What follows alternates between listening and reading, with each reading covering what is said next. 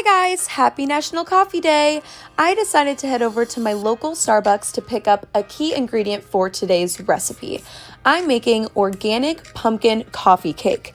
So I started out by pouring our Foodstirs organic chocolate chippy pumpkin bread mix in a bowl with 2 eggs, half a cup of vegetable oil, 2/3 cup of milk, and the 6 espresso shots that I got from Starbucks this morning, but you can add as many espresso shots as you'd like.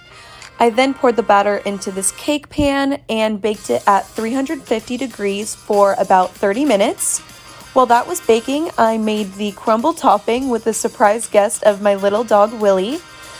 The coffee cake topping is basically just brown sugar, flour, and butter in a bowl. I added that on top and baked it for another 30 minutes or until golden brown like so.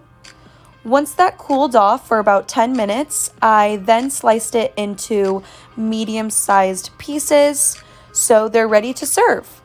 Even though it is National Coffee Cake Day, you can enjoy this perfect fall recipe any time of the year.